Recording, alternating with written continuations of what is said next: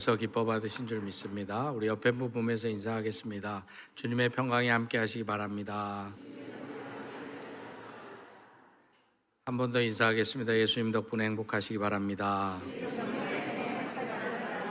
네, 우리 영상으로 예배드린 분들과도 인사하겠습니다. 주님의 평강이 함께 하시기 바랍니다. 네, 우리 한 번 더 인사하겠습니다. 모든 것이 다 감사입니다. 네, 오늘은 추수감사주일입니다. 한 해 동안 또 지나온 삶 동안 하나님 앞에 또 받은 바 은혜를 감사하며 예배드리는 여러분들이 되시길 바랍니다. 더하여서 올 한 해를 되돌아봤을 때 우리가 감사하지 누군가의 받은 것도 있고 마음도 있는데 표현하신 거 있다면 표현하지 못한 것들이 있다면 다 표현하는 여러분들 되시길 바랍니다. 우리 한번 따라서 할까요? 숙제를 내년으로 미루지 맙시다. 숙제는 아니지만 꼭 감사하고 넘어가는 여러분들 되시기 바랍니다. 지금 오늘 일부 공동의회를 시작으로 지금 항존직 선거가 진행되고 있습니다. 항존직 선거는 우리 대한예수교 장로헌법 제2편 정치 제6장 41조 장로의 선택. 그래서 우리는 장로 선거는 당회의 결의와 그리고 노회의 허락 그리고 공동의회 3분의 2 득표자로 선출합니다. 또 일반 안수집사와 권사는 당회의 결의와 공동의회 과반수 득표자로 선출합니다. 여러분들이 이 선거에 18세 이상 세례교인 참석하실 수 있습니다. 함께 해주시면 좋겠고요. 우리 아까 보셨던 것처럼 그거 한번 띄워주실래요? 그거 말고 스마트 이거 먼저 보시죠. 그러면 저기 보면 여러분들 핸드폰에 우리 스마트 요람 밑에 보면 바코드가 있습니다. 그 교인증을 클릭하시면 여러분들 교인증이 앞으로 나오는데 그거를 가서 리더기에 대시고 투표용지를 받아서 하시고 혹시 안 되신 분들은 이름으로 검색하셔서 받아보시면 되는데요. 투표용지를 총 이렇게 4장 받아보실 거예요.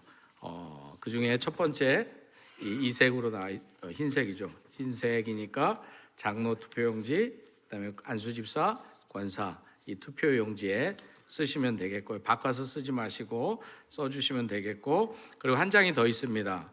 권사 후보 조숙이라고 써 있는데 이거는 뭐냐면 우리 교회 타교에서 권사로 임직 받으셨는데 우리 교회 협동 권사로 계셔서 등록 후 5년이 되신 분들에 한해서 그냥 하는 게 아니라 당회에서 추천해서 하게 돼 있습니다. 그래서 이번에 항조직 선거에 조숙이 협동권사님을 우리 시무권사 추천으로 나왔습니다. 그래서 여기에는 OX만 표시해서 투표해 주시면 됩니다. 넣으실 때는 권사 투표용지와 함께 권사 투표함에다가 넣어주시면 되겠습니다. 여러분들이 항존직 선거에 함께 해주시면 감사하겠습니다. 기도하겠습니다. 오늘도 살아 역사하시는 거룩하신 아버지 하나님, 부족한 종이 말씀을 전합니다. 종의 모습은 감추어 주시고 오직 주의 말씀만 선포되게 하여 주시옵소서. 예수님의 이름으로 기도드립니다. 아멘. 프랑스의 작가인 알베르 까미가 하루하루를 최선을 다해 살라라는 의미로 눈물 나도록 살아라 라는 말을 했습니다. 그리고 이 말처럼 살아갔던 영국의 여류 극작가인 샬롯 키틀리라는 여성 작가가 있었습니다. 그녀는 2012년 대장암 4기 진단을 받고 암이 간과 폐로 전이되었습니다. 그래서 무려 종양 제거 수술만 2번, 방사선 치료 25번, 화학요법 39번, 할 수 있는 치료는 다 해보았지만 결국 그 당시 남편과 5살 된 그리고 3살 된 2 아들을 남겨두고 세상을 떠나야만 했습니다. 그녀가 죽으면서 블로그에 글을 남겼는데 그 유언장과 같은 글이 수많은 읽는 사람들의 심금을 울리게 되었습니다. 그녀가 남긴 유언장의 내용을 제가 잠시 소개해 드리겠습니다. 살고 싶은 나날이 이렇게도 많은데 저한테는 허락되지 않네요. 내 아이들이 커가는 모습도 보고 싶고 남편에게는 못된 마누라도 되고서 그렇게 늙어보고 싶은데 그럴 시간을 안 주네요. 지금까지 살아보니 다 그렇더라고요. 매일 아침 아이들에게 일어나라고 서두르라고 이 닦으라고 소리 지르던 그 날들이 모두가 다 행복이었습니다. 살고 싶어서 해보라는 온갖 치료는 다 받아봤습니다. 기본적 의료요법뿐만 아니라 기름에 절인 치즈도 먹어보고 쓰디쓴 즙도 마셔보았습니다. 한방에 가서 침도 맞았고요. 그런데 모두 다 아니더라고요. 귀한 시간 낭비라는 생각이 들었습니다. 장례식 문제를 미리 처리해 놓고 나니 매일 아침 일어나 내 아이들 껴안아주고 뽀뽀해 줄 수 있다는 게 새삼 너무 감사하게 느껴졌습니다. 이제 얼마 후에 나는 남편의 곁에서 잠이 깬 이른 아침의 기쁨과 행복을 잃게 될 것이고, 남편은 무심코 커피잔 2잔을 꺼냈다가 커피는 한 잔만 타도 된다는 사실에 슬퍼할 수도 있을 것입니다. 딸아이 머리 따줘야 하는데 이는 누가 할 것이며, 아들 녀석이 가지고 놀던 레고의 어느 한 조각이 어디로 굴러 들어가 있는지 나만 아는데 그걸 누가 찾아줄까? 의사로부터 6개월 사망 시한부 판정을 받고도 22개월을 더 살았습니다. 그렇게 1년 넘게 더 보너스로 얻은 덕분에 아이의 초등학교 입학 첫날 학교에 데려다주는 기쁨을 가슴에 품고 떠날 수 있었습니다. 아이의 흔들리던 이가 빠져 그 기념으로 자전거를 사주러 갔을 때는 정말 행복했습니다. 이것 또한 감사한 일이 아닐 수 없었습니다. 보너스 1년 덕분에 30대 중반이 아니라 30대 후반까지 살다 가니 감사합니다. 감사한 일이 한두 가지가 아니랍니다. 중년의 복부 비만 같은 거와 늘어나는 허리둘레 같은 거, 그거 한번 가져봤으면 좋겠습니다. 그만큼 살아남는다는 얘기지 않습니까? 저는 한번 늙어보고 싶었습니다.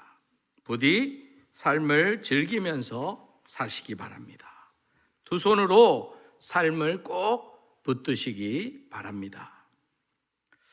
사랑하는 성도 여러분, 우리가 매일 행하고 매일 지겹다고 피곤하다고 바쁘다고 지나쳤던 일상 하나하나가 사실은 얼마나 큰 선물이었는지 이 여인의 고백이 우리에게 알려줍니다. 제가 아버지 학교를 할 때 유언장 쓰는 프로그램이 있었어요. 그걸 쓰는데 그게 뭐냐면, 그 중에 하나가 내가 죽은 바로 다음 날 내가 없는 자리에 있는 아내와 자녀들에게 편지를 쓰는 거예요. 편지를 쓰면서 얼마나 울었는지 몰라요. 그리고 나중에 시간이 흘러서 우리 아내하고 그런 얘기를 하는데, 우리 아내가 그러더라고요, 저한테. 당신은 나보다 하루 더 살고 오라고, 나 뒤처리하고 오라고. 그래서 그렇다고 생각했는데, 저는 사실은 장례 별로 치를 생각은 없는데, 중요한 것은 우리나라 3일장 하잖아요. 그래서 제가 여러분들 심각해서 얘기하는 거예요. 3일장이잖아요. 그래서 저는 3일 갖고는 안 되고 4일 더 살려고요.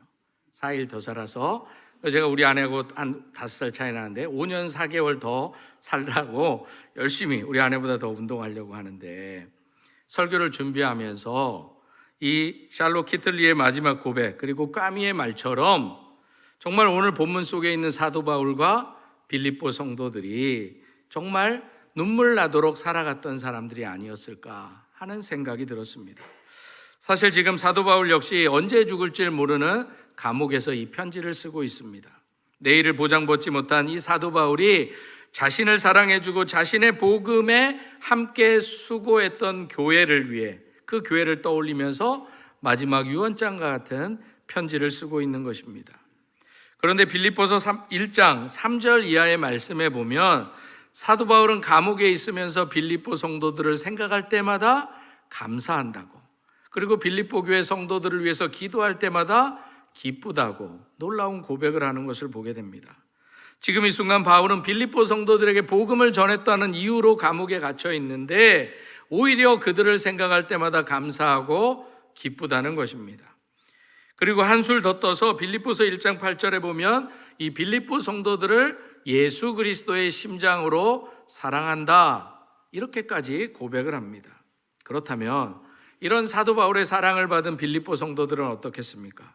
오늘 본문이 기록된 빌립보서 4장 15절 말씀에 보면, 빌립보 성도들이 자신에게 복음을 전하다가 감옥에 갇힌 사도 바울을 위해서 자원함으로 기쁨으로 헌금, 선물을 보냈다, 후원했다라고 말합니다. 더 나아가 고린도후서 8장 1절에서 5절에서 이 빌립보 성도들에 대해서 사도 바울이 이런 고백도 합니다.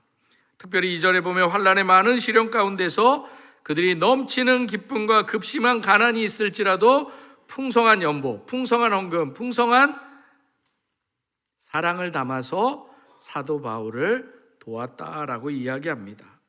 이처럼 복음을 전하다가 감옥에 갇힌 사도 바울은 빌립보 성도들을 생각할 때마다 감사하고 기도할 때마다 기뻐했고, 또한 빌립보 교회 성도들은 그런 사도 바울을 보면서 감사함으로 후원했다라는 것입니다. 그렇다면 무엇이 이들로 하여금 서로를 감사하며 기뻐하며 후원하고 돕게 했냐라는 거예요. 사도 바울이 목숨을 걸고 우리에게 생명의 복음을 전해주어서 빌립보 성도들이 사도 바울에게 잘했을까요? 아니, 사도 바울은 빌립보 교회 성도들이 자신의 힘든 형편을 알아서 헌금을 보내주어서 후원해 주어서 그랬을까요? 물론 이런 이유가 전혀 아니다라고 부정할 수는 없지만, 사실은 빌립보서 4장 13절의 말씀처럼 그들이 그리스도 안에 거했기 때문에 가능했다라는 거예요. 그리스도 복음 안에서 하나 되었기에 가능했다라는 거예요. 한 사람은 복음을 전했다는 이유로 감옥에 갇히고, 또 다른 사람들은 그 복음을 받아들였다는 이유로 핍박을 받고 있는데, 그럼에도 기뻐할 수 있는 이유는 예수 안에 거했고 예수 안에서 하나 되었기에 가능했다라는 거예요. 사실 그 당시 빌립보 성도들은 유대인들이 개취급했던 이방인이었습니다. 반면에 사도 바울은 이방인들에게는 철학도 모른다라고 야만인 취급받았던 유대인이었습니다. 그런데 이렇게 서로를 분노하고 치기하고 질투했던 두 민족이 빌립보에서 한 사람은 복음을 전하는 사람으로, 한 사람은 복음을 받아들이는 자로 만나게 되었다라는 거예요. 그리고 사도 바울의 복음을 듣고 빌립보 교회 성도들이 회심하고 교회를 이루게 됩니다. 그리고 자신에게 복음을 전해주었던 사도 바울이 궁핍하고 힘들다 감옥에 갇혔다는 이야기를 듣고 자신의 것을 들여서 사도 바울을 후원했습니다. 그래서 빌립보서 1장 14절 말씀에 보면 바울은 무엇보다도 빌립보 교회 교인들이 보내주었던 이 헌금이 어떠한 의미였고 자신에게 어떠한 역할을 했는지를 분명하게 이야기합니다.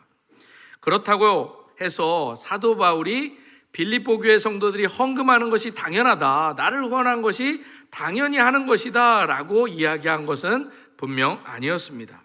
그렇다면 빌립보서 1장 14절의 말씀처럼 사도 바울이 받았던 괴로움, 빌립보 성도들과 함께 나누었던 괴로움이 어떤 괴로움이었냐라는 거예요.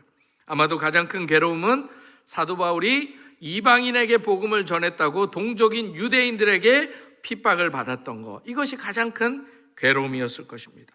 또한 바울은 많은 곳을 여행하는 불안과 삶의 괴로움도, 그리고 건강의 염려와 경제적인 괴로움이 있었을 것입니다. 그래서 오늘 본문에서 밝히고 있지만 바울이 이 선교의 여정을 감당할 때 그 어느 교회도 사도 바울을 돕지 않았다라는 거예요. 그래서 때로는 장막을 짓기도 하고 때로는 굶기도 했다, 사도 바울이 고백하고 있는 거예요. 왜냐하면 바울의 선교, 전도 초기에는 교회 자체도 사도 바울을 그렇게 달갑게 여기지 않았다라는 거예요. 예루살렘의 사도도 아니고 예수님과 함께 가르침을 받았던 사도도 아니었기 때문입니다. 그런데도 오늘 빌립보 교회 성도들이 자신들의 사랑을 담아 바울에게 2번씩이나 헌금을 모아서 보냈다라는 것입니다. 이것은 달리 말하면 빌립보 교회 성도들이 바울의 선교 여정을 인정했고 바울의 사도성을 인정했고 바울의 고통스러운 선교 여정을 함께 했다라는 의미입니다. 그래서 사도 바울은 오늘 본문인 빌립보서 4장 15절과 16절에서 자신을 아무도 인정해 주지 않을 때 빌립보 교회가 헌금을 통해서 자신의 사역을 도와주었던 것, 이것이 나에게 얼마나 큰 힘이 되고 격려가 되었는지 모른다라고 고백하고 있는 것입니다. 그런데 사실 여기에서 바울이 이 선물, 이 헌금에 대해서 장황하게 설명하는 것이 누군가에게는 은혜롭게 들리지 않을 수도 있습니다. 뭐 다른 속셈이 있어서 그런 거 아닌가? 이런 생각이 들 수도 있다라는 것입니다. 그래서 그런지 사도 바울은 17절과 18절에서 분명히 이야기합니다. 나는 이미 풍족하다라고 이야기합니다. 자신에게 돈이 있고 없고를 떠나 이런 빌립보 교회 성도들의 헌금이 나의 유익이 아니라 바로 이 헌금을 보낸 당신들 빌립보 교회의 유익이다라는 것을 분명히 이야기하고 있습니다. 이처럼 사도 바울은 당시 빌립보 교회가 자신에게 베풀어 주신 그 은혜, 그 감사에 대해서 어떻게든지 표현하고 싶었고, 또 한쪽으로는 그걸 통해서 그것이 하나님의 영광을 가리우지 않기를 처절하게 고민했던 흔적을 볼 수 있습니다. 그렇다면 빌립보 교회가 바울에게 보낸 헌금이 왜 빌립보 성도들에게 유익이 되었냐라는 거예요. 한마디로 이야기하면 그 헌금을 통해서 사도 바울이 이방인에게 복음을 전할 수 있게 되었다라는 거예요.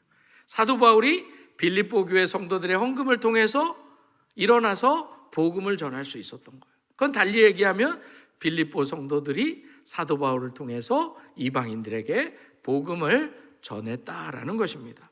결국 빌립보 교인들이 바울에게 헌금한 것은 자신에게 유익하게 된 거예요.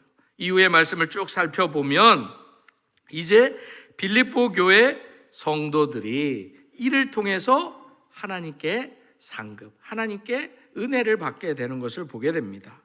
그래서 바울은 빌립보 교회가 보내준 헌금의 의미를 하나님이 받으실 향기로운 제물이다라고 표현하고 있어요. 다시 말해 빌립보 교회가 보내준 헌금은 사도 바울만 받은 것이 아니라 누가 받으셨다? 하나님께서 받으셨다라는 의미입니다. 사실 이 표현은 당시 이스라엘 백성들의 수준에 맞춰서 쓴 의인화된 표현인데, 하나님께서 이스라엘 백성들이 제사를 드릴 때, 특별히 제물을 태울 때 거기서 나오는 냄새, 바로 향기로운 제물, 이 제물을 통해서 하나님께서 백성들이 드린 이 제물을 기뻐 받으셨다라는 의미가 있습니다. 그 결과로 19절에 사도 바울이 놀라운 고백을 할 수 있어요. 하나님이 얼마나 기뻐하시는 줄 아냐? 나를 도왔지만 하나님이 얼마나 기뻐하시는 줄 아냐? 왜? 하나님이 받으셨기 때문에. 사도 바울은 그것을 자기 것이라고 생각하지 않았던 거예요. 그 결과가 19절에 나타나 있습니다. 19절 말씀을 함께 읽겠습니다. 나의 하나님이 그리스도 예수 안에서 영광 가운데 그 풍성한 대로 너희 모든 쓸 것을 채우시리라. 이 말씀에 대해서 강해 설교가인 마틴 로이드 존슨 목사님이 이렇게 설명합니다. 빌립보 사람들아, 나는 옥에 갇혀 있는데 너희는 밖에 있어 이렇게 도와주니 참으로 고맙구나. 그러나 너희도 주지 못할 때가 올 수 있고 입장이 바뀌어 궁핍해질 수도 있다. 그러나 아무 걱정하지 마라. 어떤 형편, 어떤 처지가 되든지 나의 하나님이 너희 모든 쓸 것을 채워줄 것이다. 내게도 그리하고 계신다. 나는 어떤 형편에서도 자족하는 법을 배웠다고 말했다. 너희도 이것을 배워야 한다. 이것을 배우는 비결이 바로 나의 하나님이 그리스도 예수 안에서 영광 가운데 그 풍성한 대로 너희 모든 쓸 것을 채워주신다는 것이다. 이처럼 하나님은 우리의 모든 쓸 것을 채워주시겠다고 약속하십니다. 그렇다면 그리스도인들은 어떤 위치에 있는 사람입니까? 바울에 따르면 하나님이 친히 염려해 주시는 사람입니다. 하나님이 친히 나의 하나님이 되어 주시는 사람입니다. 그런 의미로 옆에 분에게 이렇게 격려해 주시기 바랍니다. 당신은 하나님이 친히 염려하는 사람입니다. 그냥 걱정된다 이 수준이 아니라 늘 마음에 여러분들이 있다는 거예요. 한 번 더 하세요. 당신은 하나님이 친히 여러분의 하나님 되주십니다.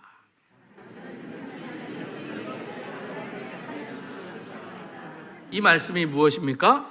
우리가 하나님 앞에 드리면 하나님께서 우리의 모든 삶을 채워주신다는 거예요. 달리 말하면 하나님이 우리의 모든 것을 지원해 주시겠다라는 거예요. 걱정하지 말라는 거예요. 여러분들, 우리가 염려하면 아무것도 안 생기지만 하나님이 염려하면 어떻게 되겠어요?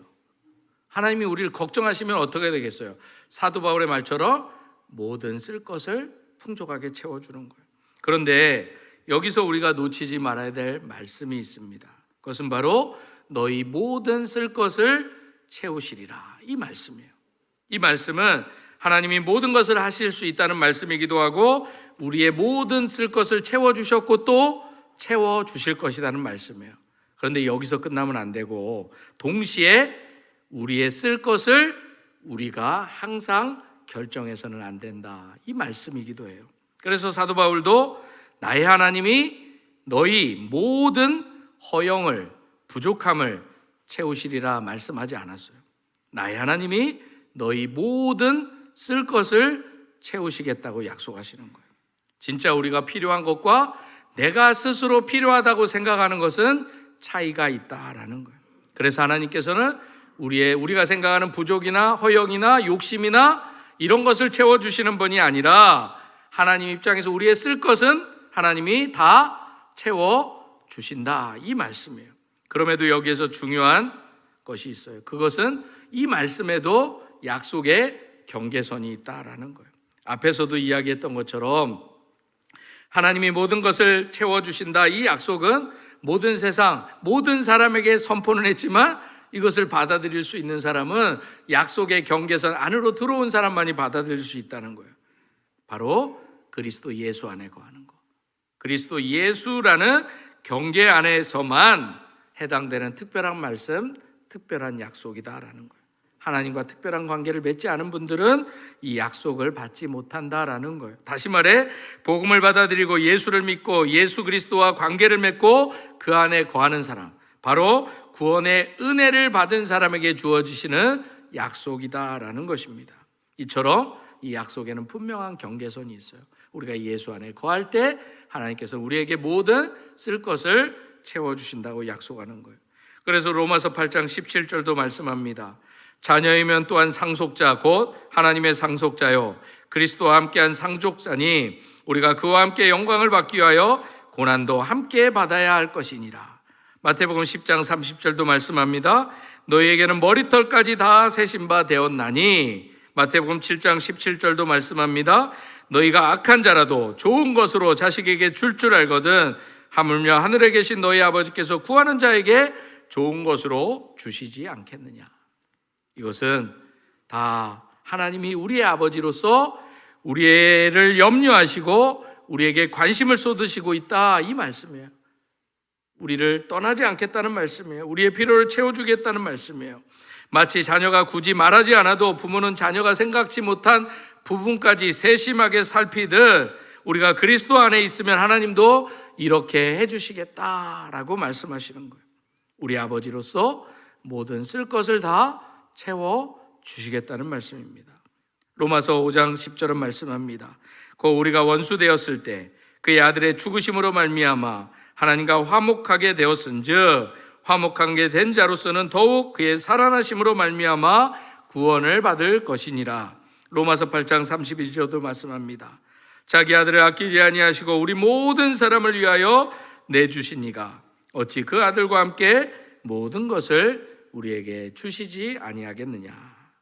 죄인된 우리 모두를 하나님이 그토록 사랑하는 독생자를, 그 잔혹한 십자가, 갈보리 십자가에 매달아 몸을 찢고 피를 흘리게 하셨다면 오늘 우리가 입고 쓰고 먹고 마시는 거, 그 사소한 거 하나님이 채워주지 않겠냐라는 것입니다.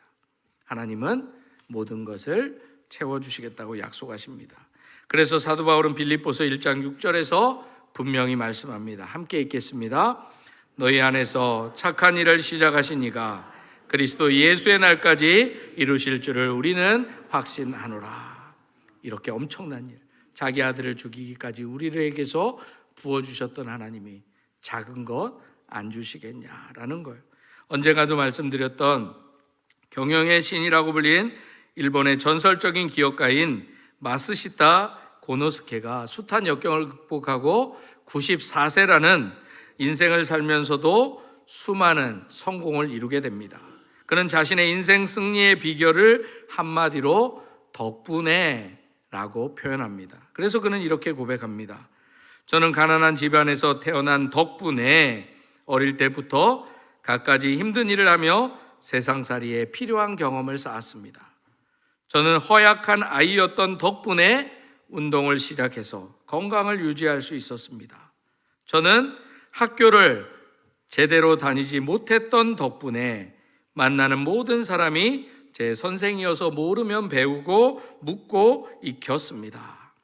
사랑하는 성도 여러분, 오늘 바울에게 보냈던 빌립보 교회 성도들의 헌금이 오히려 빌립보 교회와 성도들을 살리는 길이 되었습니다. 왜냐하면 빌립보 교회 성도들이 사도 바울에게 보낸 헌금 덕분에 그들이 사도 바울의 복음도 들었고 사도 바울이 보낸 이 편지도 받아보았기 때문입니다. 바꿔 말하면 사도 바울은 빌립보 교회의 선물, 헌금을 통해서 오늘 이 편지를, 이 복음을 전할 수 있게 되었다라는 것입니다. 이처럼 우리가 예수 믿는 자로서, 예수 안에 거하는 자로서 하나님께 드리는 이 헌금은 가장 아름다운 것이 됩니다. 이것은 하나님의 은혜를 우리가 흥정하고, 내가 드리면 하나님 주시고 내가 안 드리면 안 주고, 이 하나님의 은혜를 흥정하는 것이 아니라, 그리고 자기를 드러내는 것도 아니고 우리의 구체적인 삶 속에서 하나님께 영광을 돌리는 것이라는 거예요. 그리고 내가 하나님을 믿습니다, 그 신뢰를 보여드리는 모습이다라는 것입니다. 그렇다면 오늘 추수감사절, 여러분들은 어떠한 기쁨과 감사함으로 이 예배의 자리에 나오셨습니까? 여러분들이 정말 예수를 믿고 있다면 무엇보다도 그리스도 안에 있음을 감사할 수 있는 여러분들이 되시기를 소망합니다. 내가 예수 믿는 것, 그것이 가장 큰 기쁨이고 자랑이시기를 축복합니다. 우리가 예수를 믿고 그리스도 안에 거해도 감옥에 갇혔던 사도 바울처럼, 우리도 환난과 핍박을 받았던 빌립보 성도들처럼 우리 인생도 때때로 저는 모든 것을 채워주십니다 하나님이 말씀하셨지만 안 채워지는 부분도 분명히 있을 거예요. 그것이 오늘 건강의 문제일 수도, 경제적인 어려움일 수도, 풀리지 않는 복잡한 인간관계의 문제일 수도 있습니다. 그래서 우리의 가정이, 직장이, 내가 만나는 사람이, 심지어 우리의 교회가 사도 바울이 갇혀있는 그 감옥과 같은 감옥이처럼 여러분들도 느껴질 수도 있다라는 거예요. 그럼에도 오늘 여러분들은 어떻게 살아가고 계십니까? 매사를 긍정적으로 바라보는 덕분에 라는 마음으로 살아가고 계십니까? 아니면 늘 부정적으로 불평하며 한탄하며 때문에 라고 살아가고 계십니까? 그런데 감사한 건 예수님은 덕분에, 때문에 말해도 다 통하는 것 같아요. 그래서 오늘도 여러분들을 사랑하는 가족 덕분에, 부모님 덕분에, 좋은 친구들 덕분에, 귀하신 장로님들 덕분에, 권사님들 덕분에, 집사님들 덕분에, 성도님들 덕분에 살아가고 있음을 감사로 고백하는 이 추수감사절이 될 수 있기를 소망합니다. 무엇보다도 예수님 덕분에 행복한 추수의 계절을 보내시는 여러분들이 되시길 바랍니다. 바라기는 무엇보다도 우리 교회운동교회 성도들 모두가 사도 바울이 그랬던 것처럼, 빌립보 성도들이 그랬던 것처럼 서로가 서로를 생각할 때마다 감사하는 교회, 서로가 서로를 위해서 기도할 때마다 기뻐할 수 있는 교회, 더 나아가 예수 안에 거함으로 예수 그리스도의 심장으로 서로를 사랑할 수 있는 그런 복된 교회, 그런 복된 성도들이 되시기를 주님의 이름으로 축복합니다.